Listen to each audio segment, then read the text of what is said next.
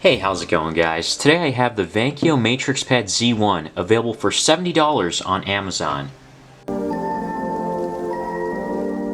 So there's really not too much around the box, except it shows us first on the bottom what it comes with. And that is the tablet itself, a USB cable, an adapter, the user guide, and a quick start guide. It says 7-inch IPS screen technology. Well, IPS is always good, but I believe it's a 1024 by 600 resolution. A front and rear cameras, I'm not sure exactly which megapixels, but I'm sure they're going to be low. A quad-core 64-bit CPU. Now I know the CPU is very cheap. There's a GMS certified Android OS, okay, and then there's solid eMMC ROM. Okay, so there's 32 gigs of internal storage here. In the box you get the tablet itself, the quick start guide, user manual, and I'm assuming the adapter and cables are in here, and they are. So the tablet's back has a nice texture on it, so it doesn't feel like that regular glossy plastic, so that's kind of nice. But besides that, it looks and feels like a typical $50 tablet, only you're paying $70 for this. Anyway, starting from the bottom, there's a speaker. On top is the rear camera. It's not protruding or anything too much. On top of that is a 3.5mm headphone jack, micro SD card slot, and micro USB slot. On the side is the volume controls, power button, and I believe that might be either the microphone or the reset button.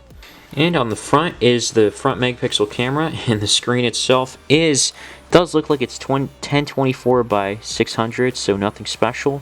But it is IPS, so I'll give it props for having that at least. So out of the box, there's just under 27 gigs available. This is a picture I took because I downloaded a few apps. There's really not much bloatware in there too, besides these games like Fruit Ninja, Subway Surfers, and Sausage Run. Testing out the rear camera here, and yeah, it's tolerable, I'd say. Nothing crazy though, because if you move it around a lot, or if there's something moving around, it's pretty shaky. It's not smooth is what I meant to say. The quality, it's kind of grainy, but again, like I said, tolerable at best. And the front camera actually came out somewhat decent too. I'm wondering if they're both the same megapixels, because I know the rear is 2 megapixel. Can't remember what the front was. But yeah, nonetheless, it's alright. For a video call, I'm not sure how good it would be, because you see it's like not smooth when you move around a lot. So, just how it is. Anyways, this is running Android 8.1.0. Now obviously, it's not stock Android, but it feels kind of similar to it. The only reason I know that is because it's like different skins, or kind of being, not skins, but like the apps look a little different. But there's not too much bloatware either. It's mostly Google stuff, so I like that. And I did download these apps again, these game apps you see. I also want to share with you some of the items I currently use for this.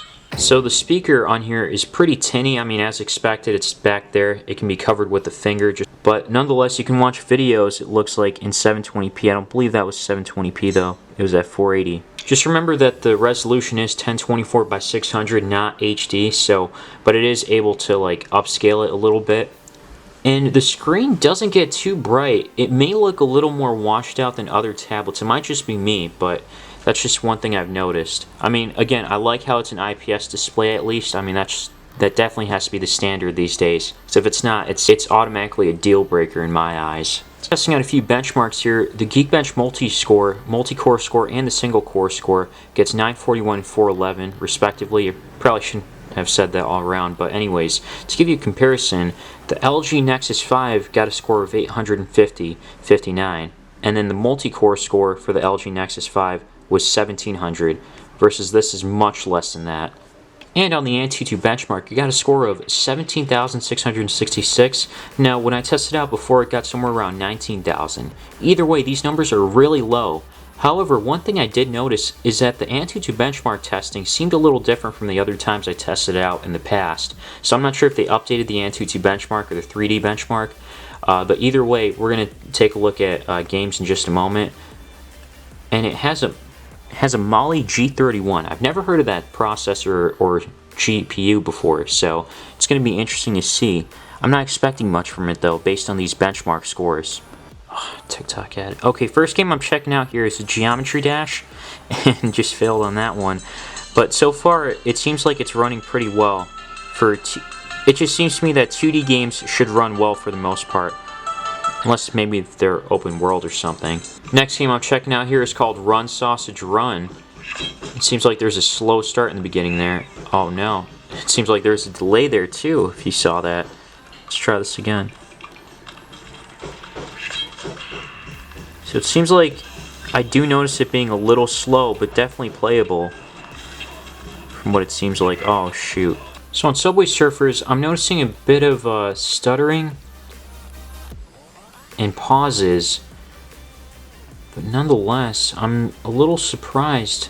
I'm a little bit more impressed than I'm a little bit more impressed from what I was expecting, which wasn't much. I was expecting to notice a lot more lag, and it is a little choppy here and there, but still surprisingly playable. So the final game I'm checking out here is Fruit Ninja, and I can say that it's playable. I do notice that it gets a little slow,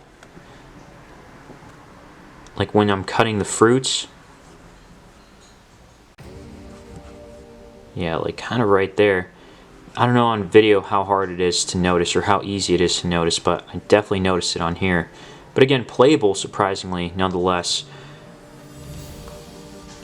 So on the back I'm noticing that it's a little warm on this side. I believe that's either where the CPU or the battery is, but it doesn't get as hot as the other tablets that I've tested out in the past, so that's a good thing, because otherwise it's a safety issue. Again, at the same time, I haven't played for too long, probably like maybe 10-15 minutes right now. And in terms of battery life, it seems like you can get at most 3 hours of on-screen time with this, because I'm at 52% and I only used 1 hour and 39 minutes, or the screen has been on for 1 hour and 39 minutes. So the battery life is so-so on here. It's okay. That can last you half the day with moderate use, but again, I'd have to test this out more thoroughly and everything. It's not bad. I would like this to be a little cheaper though. Like, I probably wouldn't spend more than $50 on this. Good gift to give to like a little kid or something. Depending on what time you're watching this, if you're willing to wait, around Black Friday and December, the Fire 8 tablet, HD tablet, goes on sale for around $50, so it would be cheaper than this. Now granted, I think this might come down in price later on, we'll see what happens. But this has a HD screen, 1280 by 800, and a longer battery life. The only difference is that this is running Fire OS instead of Android, but that's the only thing I know. I haven't tested it out myself yet, but I'm planning to do it soon, so be sure to subscribe for that and for other tablets that I'll be testing out. Anyways guys, leave a like if you found this video helpful, and as always, thanks for watching.